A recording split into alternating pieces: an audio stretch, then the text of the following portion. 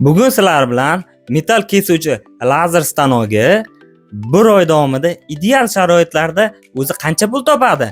Shu haqida gaplashamiz. Videoni boshlashdan oldin bitta iltimos, sahifamga o'tib obuna bo'lib qo'yinglar. Bu menga keyingi videolarni chiqarishda juda katta motivatsiya bo'ladi.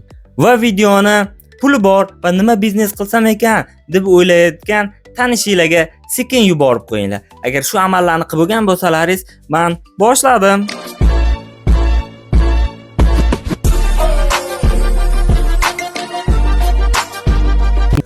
Demak, 1,5 kilovatli lazer 1 mm qalinlikdagi listni 8-10 metr daqiqasiga bemalol kesa oladi. O'rtacha 9 metr deb hisoblaymiz daqiqasiga. 60 daqiqada 432 metr soat yura oladi. Kuniga 20 soat bo'lsa, jami 8640 metr yuradi lazer.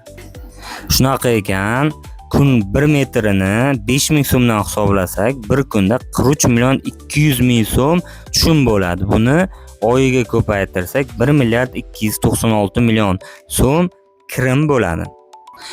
Bundan oylik doimiy va o'zgaruvchan xarajatlarni ayirib tashlasak, umumiy oylik xarajat 165 million so'm bo'lar ekan.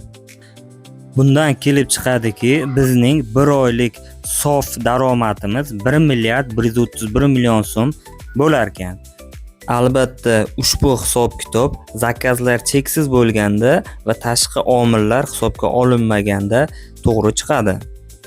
Video foydali bo'ldi deb o'ylayman. Agar rostdan ham foydali bo'lgan bo'lsa, keyingi video mavzusini kommentariyada yozib qoldiring. Albatta hisoblab sizga foydali yoki foydali emasligini video davomida tahlil qilib o'tib ketamiz.